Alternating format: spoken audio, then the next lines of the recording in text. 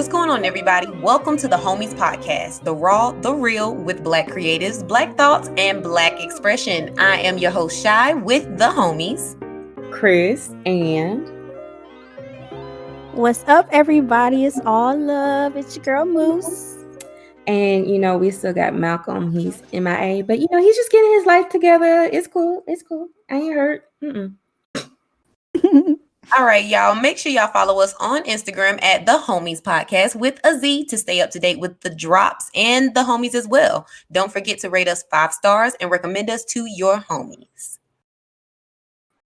So, ladies, y'all know that last Friday, the 5th of February, Malcolm and Marie dropped, and there's been a lot of hot and cold reviews about this. Have y'all seen it, first of all, before we can even talk about it? Yes, I have. I saw it over the weekend? Me too. Y'all something. I tried to watch that movie last night. I just couldn't do it. Can I think of one reason? You said, can you think of one reason? Yeah. Can I throw one out? Go ahead. Because that bitch was black and white. Well, no, that wasn't. Like, oh God, like that's what my what you trying to say, nigga? No. Like I wasn't trying to play you. Like I was just wondering if that was something that might have been like a bother to you, because we grew up in an age where everything was like super animated, super color. Like all of us niggas took a fucking class where we had to watch a black and white movie. Life is Beautiful. Come on, 10th grade.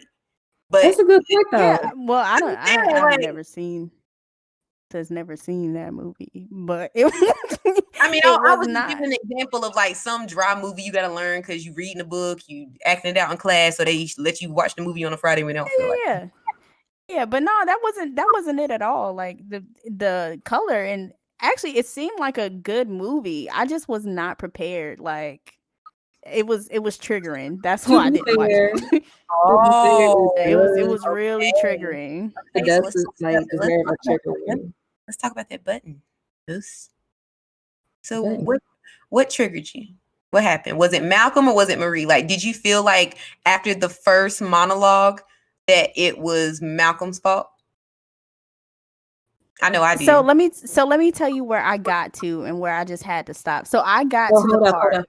Hold up. We gotta give spoiler alerts. If you haven't seen it and you still want to see it, you might want to just skip this part. We're gonna give you a timestamp in the description. But yeah, all right. 3, 2. Okay, so I got to the part where they had just had that big argument, and goddamn Marie had went in the tub, and he was just basically like, you think you the only one that like been through some shit or whatever, like my movie wasn't expired solely off you. And he started naming bitches, and that's where I got to. I was just like, yeah, hell no, I gotta stop. Like, you've been in a toxic relationship, like you felt from the time that movie started until whenever the fuck it stopped. If you watched it to the end, you fucking felt it. Like, you felt it. And I just could not bring myself to watch it. Like, I have to be more prepared because I just wasn't ready. I wasn't ready, honestly. And I feel like it's going to be a good movie. I just mentally, no, I was not ready. So you said that type of relationship? Yes. So it's like, okay, so between you two ladies, there are so many different perceptions or interpretations of how that portrayal came off. Some people said that those were the behind the scenes type of communication. There are those like yourself, Moose, who are triggered. And then Chris, how did you feel about what you saw? Or like, was there a scene that really got to you? I mean, I was triggered, but like I also found it to be like, yeah, it is like that behind the scenes moment. And I saw the whole movie itself like as an actor's exercise. So that's how I was able to appreciate it so much and say it was good from that point.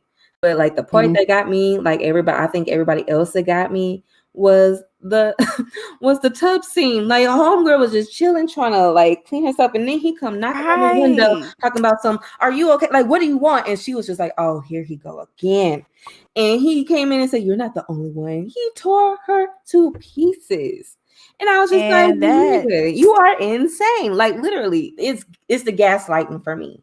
For real, I was just amazed. Like, I could feel all the emotions, and it was great. Like the acting, all that. Like it was great, greatly portrayed. Like I could feel the emotion, and it just felt too familiar for me. And I was just like, yeah, no, I cannot do that. Nope, pineapples won't. Pineapples. Felt like I was keeping score because like I said, when I initially watched it, I genuinely felt like, oh, this motherfucking wrong. What?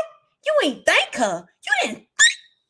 You didn't thank her, the one that's up with your crying ass every night because you don't know what you gonna put at the end of your scene or how you gonna do this or throwing ideas off of me like we playing doggone racquetball and shit. I'm staying up late with you making macaroni and cheese and you can't thank me. When she went off at the end, I was like, yes, girl, yes. That's why I was like, honey, when she read him for filth, when she told him your mother's a lawyer.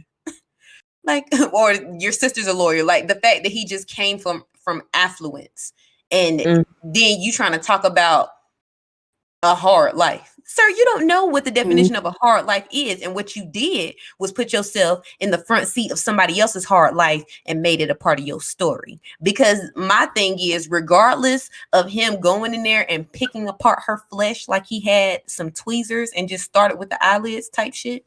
Because he, like, the fact that he just told her like you're just so broken and you just want so much pain, like called her selfish. That was, for me, in a way that was triggering, because I feel like when people see the ugliest parts of you, that's when you have to determine what kind of partner you truly have, because if they're the type of person that wants to show you a false mirror. I really just had to go and tweet and take a break, and was like, dog, all she wanted was a thank you. Listen. And then the thing for me that really just dismissed all of that was the fact that he admitted at the very beginning, like 30 minutes in, when she said, would the film have been as good if we were not together? And that fool said no. And that stands above all. He was projecting so much, it just pissed me off because, like Mo said earlier, it was just all too familiar. It was too much. But I can appreciate the film, even though I have not watched all of it. I plan on going back to watching it when I'm ready, but it's just not there right now. But I do feel like I could appreciate it in the acting. Like, from what I've seen, the acting was pretty great. Like, I don't know old boy's name, but yeah, he was convinced. Yeah, that's the Washington son. John David Washington. What? Yeah. He's your daddy's son. And see, that was the thing. Like, there were a lot of people that said that his portrayal of the emotions were a little flamboyant, but then my sister put things into perspective, and she was just like, well, he was drinking. So then I was like, well, that's true. Like, he could be like a little, because honey, when he was out there fighting that air, child. That was a lie. I was like, come on now. I was dying, honey, out there. I mean, throwing hands with the I was like, why are you so angry? What the fuck you mad about? But I feel like that just kind of comes with like that process of just continually just clashing into each other like waves. Like, you just round one. Ooh, round two, ooh, round three, like we playing Tekken or some shit. Like, that is like, you don't want to fight like that. And for me, I guess what was triggering for me was like the high and low, like how they would tag each other and then be all over each other, then tag each other some more, then be all over each other.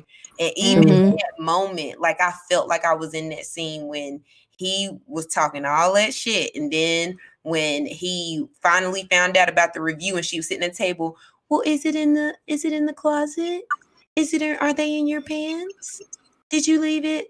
Like, you know what I mean? Like, it's like even in the midst of some BS, like fighting like cats and dogs, like you automatically go back to, you know, that muscle memory, that familiarity of just being that person's fucking spine, like being there, like in step with them in everything. And that's what was triggering for me, is just like the way she was showing up for him. Like, and then it was the little things. I'm making you mac and cheese at 1:00 in the morning, and I ain't ate all day, but I'm making you mac and cheese because she poured that whole pot in that one bowl. It was a big bowl. Listen, and then he over there. It really was. I was Honey, like, damn. he was so antagonizing with that bowl of mac and cheese, and she was It just was like, very violent. listen, and was just like, I just felt like that was such a poke, what he was doing to her.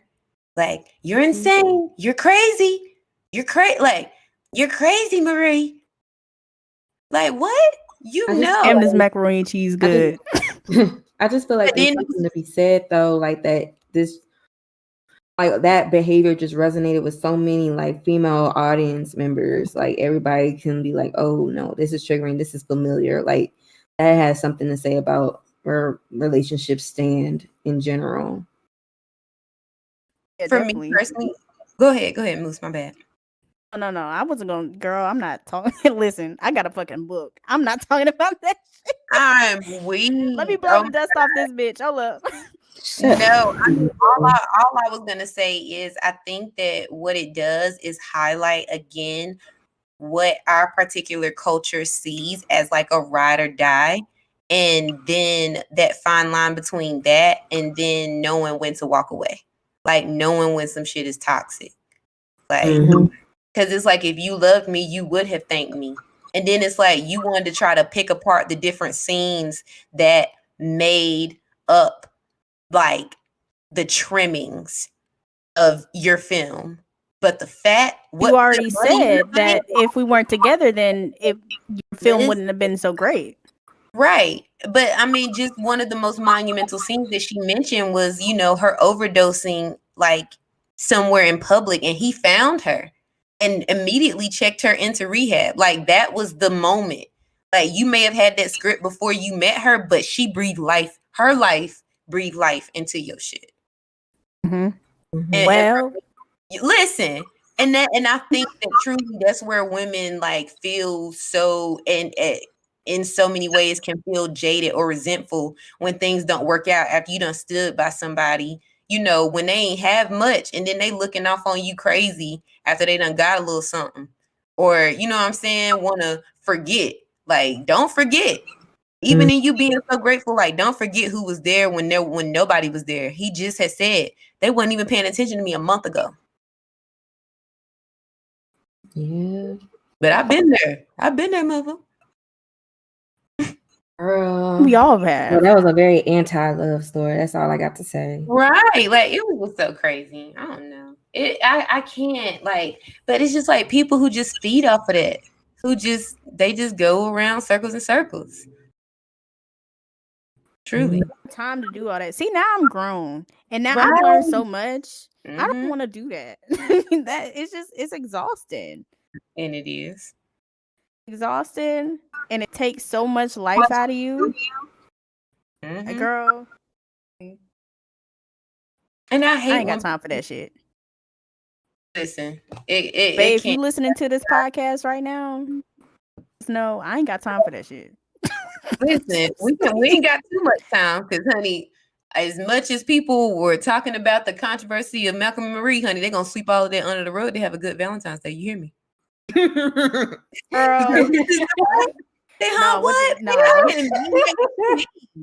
Most of these bitches out here misled. They the side bitches, and they just don't know. Listen, we're not Malcolm and Marie. Nah, nigga, no. But because you really want to try to show off on Valentine's Day, you know. I am my Valentine's Day. I am in an open relationship with myself. I see other people, but at the end of the day, it's me. It's all about me. Y'all remember that song from Panay off of the Proud Family? Yes. Y'all got plans for Valentine's Day? Ugh. I think I will probably make love to my palate with like my favorite food and like sip on a little something and probably find something to laugh about, yo. I mean, that sounded sensual. Like, I'm with that. Somebody was on Twitter and was like, hey, single people, what we doing for Valentine's Day? And I was like, shit, I guess busting open some crab legs, I guess. Honey, this might go up at Costco. You hear me?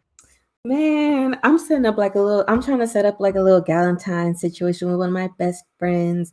And then like my aunt and my older cousin, like they're gonna come over and we'll have like a girls' night type thing. So we're doing that. I told myself I was gonna buy myself a charcuterie. Let's get this right.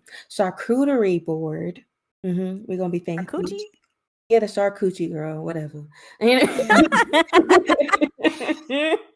And then sounds nice though. Yeah, I'm gonna give me some chocolate, maybe some flowers. Yes, because I love me so much. I think that's more of what Valentine's Day is, for single people anyway. It's more self-love, like, cracking open crab legs. Shit, I can't talk. Cracking open crab legs, that's the purest form of self-love right there. Like, really? I ain't never heard that. Girl. I mean, crab legs are good. I bust some crabs. Hey, that's what I'm saying. And they're also expensive. They treat me so fancy. Gotta be fair. We'll never lie. But it's just funny, I think, to me, how embracing being single on Valentine's Day is like something that is recently being embraced, like completely, like culture wise. Like, I mean, you've always had people who've held a torch for single people and, having traditional gatherings like Valentine's Day, which I've never participated in, by the way. And, I just think that it's something to acknowledge and support, because I feel like it takes courage to be single and also recognize that you would rather be single and whole than be in some half-ass situation just to say you got somebody. Because a lot of people are that way, but see, then I'm the single bitter bitch, so I can't say that. I actually, I think that's being bitter. I think that's just acknowledging what you need and, what you want. I don't think that's being bitter at all. That's just upholding expectations. But that's what I'm saying. It's like, compared to people who are in relationships, they would try to take offense to that. And I'm not saying that our relationships are some situationship where people are just trying to be together. But I do think it's important to consider why you have a partner, to consider what you offer that partner, to consider if you're really loving them completely. Because Brene Brown said it best when she was like, true love is loving somebody at their worst, even like, and you loving them at their, like, you loving them at their worst, but at your best. Yeah. That's some real shit. Because, I mean, most people, when they see the worst, they want to react to it. Ain't nobody ready for that. What? For that Jesus love. They ain't ready for that. Girl, you know what, Rev? Right, like. Always coming with the word. We sanctified up in here, baby. You ain't know, now you know.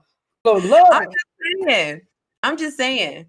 But I think it's special to have a group of women around you, though, Chris, that you can really, truly celebrate. Like, and not to say that I don't have those girls, but like my best friend, shout out to Kia. She's in Georgia with her boo. And then my best friend, Sasha, she has her boo. But I'm sure that they're going to do something. You know what I mean? Like, I mean, I might drag my sister into like a little, sipping something, but it's my sister. What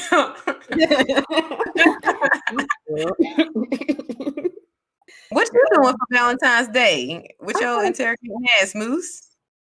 Hold up. Nice to be in love. What is that? We just all say that we were single, bitch. Kenny, listen. Oh, that is right. Because see, I had said, y'all, that we were gonna just breeze over Valentine's Day because I thought 2/3 of us were single, but Chris then came with the okie doke like fuck that nigga. That's what I'm saying. All I do is lie. Chris, Miss Kristen, Yeah. tell us Right. what's going on, like. Oh my God, bare my soul and self and spill my tea. Make a mess on the table like that. All right. Oh, I mean, we're just having a little red table spill, just a little sip. Just a little sip, just a little sip. Okay. I mean, it can be very generic, you know? Yeah, no, good. Girl, I am so good with being vague. It ain't even funny. So, I opened myself up to dating a while ago, and 2 gentlemen came along. One I shot my shot at, and that's going well. The other one just kind of came out of nowhere and spilled his guts to me and was saying, I care for you so much. I'm going to be there for you. Da, da, da, da, da. And I was like, ooh, this is the energy I need. I deserve. I was so excited. And that's when I came to y'all, and I was like, y'all, I don't want to self-sabotage this. Wah, wah, wah, wah. And y'all were like, you deserve this, Chris. You need to be a princess. And I was like, yeah, you right. I'm a queen. And so, I try to accept it, and I was trying to be soft because life had hardened me up a lot. So I was trying to let my guard down and be open. And then he just kind of like poof, disappeared. And I'm the type of person like, I'm not going to ask you twice for nothing. Asking once is a lot, actually. So I caught myself trying to be like vulnerable. And I was like, hey, I miss you. He was like, okay, I'll see if I can come over. You'll see. This isn't the same energy. Said, like, you I hate niggas. I hate niggas. And then I'm sure you were not even giving him no kind of time of day before said gut spill. Nope. So see, that's how dudes be. Like they love, oh God, it is ball reckoning for them, for the thrill of the chase, boy. I tell you, it's such an adrenaline rush. Them endorphins. Because I'm minding my business and you come over here. Like I was just sitting there minding my business, y'all. Like nothing about that was warranted. Like it was so unprovoked. But I'm good. But I love me so much. You absolutely should love you, honey. Because right now, what I'm thinking is this gentleman has missed out, and obviously, you had nothing to offer, and you were talking at the side of that little mouth on your neck, sir. Talking about you was gonna be there for somebody because it don't even seem like you can show up for yourself. Okay, so I'm gonna need say it again. Stage right. Mm-hmm. We don't do talkers. We are women who want doers, initiators, planners. Amen. You gonna make me bust out that tambourine again, sis? I'm just saying. I'm saying. My thing is, please be reminded and just a point of note. Lick the finger ding, okay? Don't be out here excited about the basic shit that these men be out here doing for you. That's the that's the foundation, baby. That's the foundation. Consistent communication on all fronts of whether or not y'all are something. The fact when he's coming initially to let you know what his intentions are, honey, if he's just trying to chill, just know that chill energy is gonna remain as such as long as you allow it. Mm-hmm. Go ahead and I do not pay these niggas no mind. But like, let's bring back the spirit of love real quick. I do get to like witness the union of love this weekend with my high school friend and his fiance. They're getting married. Shout out to James and Markel. Whoop whoop. Love you. All right. That's so lovely. Oh, I wish y'all happiness and be partnership. Nice. Not the Life Jennings. Honey. This girl must be nice. But all them pictures on the gram ready for us, but we probably ain't gonna see them with that fucked up algorithm. Let's talk about that. I saw the order today. In that order, it was save, share, comment, and then like. What? That was the order I saw. That was what somebody had. That's what somebody had put. I'll look it up for you. I sent it to you. that was the visual I saw. Like, yeah, I really did. I really did. Because I double tapped it because I wanted to make sure I could get back to it. Look at her. Look. Girl. The thing is, why did Instagram change the algorithm anyway? Like, I honestly liked it better when I was seeing all my posts in order, like as when people were posting them. Now it's just like it's about engagement, who likes it, who shares it. Let me tell you, you are not alone. And it's just, so Instagram is supposed to be coming up with a new update to where you can no longer share your posts to your stories. What? So like the whole reason they fucked up the algorithm in the first place was because they wanted you to pay for sponsored ads and positioning, right? And try to get all that baited clicks and stuff. And now they're just making it harder for people who are micro influencers and stuff like that. They're just really ruining their platform. Where is the room for creators like us? Exactly. But y'all, I done found this post and you can find this post at Black Girls in Media on Instagram. That's all together, no extra special characters. And it talks about how Instagram rolled out new algorithm changes. Share to save a media sister's life. Saving and sharing is free to help support your friends. Content creators work hard and appreciate every effort in boosting engagement. And this one girl was saying that she tries to save everything like she is saving to a Pinterest board. And I feel like it might be something worth getting into, but then at the same time, it's who's saving stuff to watch for later unless it's a YouTube video or something. I do. Right, that sounds dumb as hell. I mean, I do though for reference for different projects and stuff. And then sometimes those IG ads be getting me, and I'll be like, "Oh wait, I want to actually buy that." What that was again? No, now I will say that if I want something to recur again, if I know that I can't engage with it at that moment, especially if it's something to buy, child, I double tap that thing so it'll show up again. I'll say it out loud. I started I was looking for this easy wrap turban thing, and it had popped up on my feed once before. But of course, when I'm looking for it, I could not find it. So what I did was I went to Google and I started searching easy tie turbans. And just because I'm saying it out loud, it's probably gonna be all up on my feed again. All right. But a couple minutes later, I go back on Instagram and Facebook and look what I see, the brand I was looking for. It's funny how that works. You gotta play this. They always watching, honey, because I remember I text the word Jack Daniels and an ad was on my Facebook. No, that's a lie. They out here tracking keystrokes now, y'all. I mean, good God. Damn, times that got that hard. But you know what? One thing that I'm so glad didn't get buried under the Instagram update is this good old movie that's about to drop on the 12th, the Judas and the Messiah movie. Okay. Have y'all heard about it? Are y'all gonna tune in? I mean, I genuinely feel like it is something that is Black trauma just because of how Fred Hampton died. But this movie is about how someone within the Black Panther Party at the height of its unity and its strength had infiltrated and really turned on his own people and was informing to the FBI about the movements of Fred Hampton and other prominent leaders in the Illinois Black Panther Party. And it ended up with Fred Hampton being riddled with bullets, asleep in his bed next to his pregnant wife or fiance. That's crazy. That's the crazy part. It's just, honey, either way, she was the woman carrying his child, and that was the worst part about it.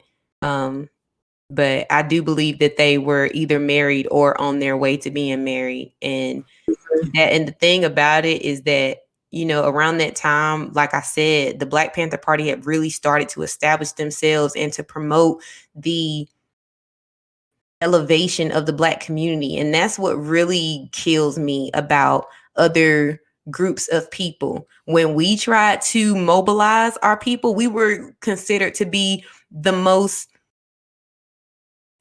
the most or the biggest threat to democracy in America. That's what our president said at the time when Black people wanted to mobilize and uplift each other.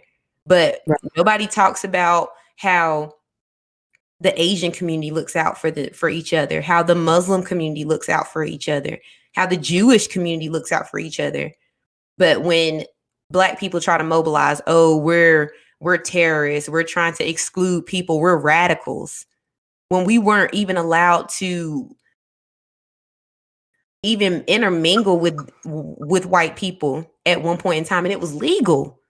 But when we decide to separate ourselves, nope, we gonna take part in whatever you got going on. That's why people love Black people, but they would never walk a day in our shoes. That's why we push the culture. Everybody love us. They want to be us. Just about to say that they want to be us, but they don't want to be us. Right? Like they love us, but they don't want to be us. Like, how do you make music based off of a whole culture of people that you don't even acknowledge and have the audacity to be racist against? Doesn't make sense, and wouldn't even consider it to be rap. No. But you walking around using tools to texture your hair to look like you got a fade and look like it's like, and mat your hair up to look like you have dreadlocks. Yeah. Oh gosh, I'm about to throw up. It's real. Like dog tails. But I mean, I think the sad part about it is as we are still waiting for justice for Breonna Taylor, it's like his story came to life all over again because she died the same way. And her boyfriend tried to protect her. Because let's be real, they ran up on them supposedly with a warrant at 4:45 a.m. talking about they had grounds to search for illegal weapons. But you immediately opened fire, and when they shot back, now suddenly you're defending yourself. Tatiana Jefferson. Exactly. And it really kills me how certain people have the right to protect themselves, but anybody else, or really people of color, you're questioned as soon as you know your rights and know the law. Oh, you think you're so smart, you're so smug, huh? They be mad, boy. Just like that little video that was circulating around where they tried to take that man's gun and he pulled that permit up out his sock. Mad boy, yep. That was the only way to do it. On the gun? When he put that thing right up out his sock and was like, here you go. And I mean, it was one Black man and it was like maybe 10 white cops for one gun. But you let a whole dude cross states with a rifle and he blew off somebody's leg and arm. But and he didn't get convicted, by the way. But y'all rolled by in like army tanks and didn't say a word to him.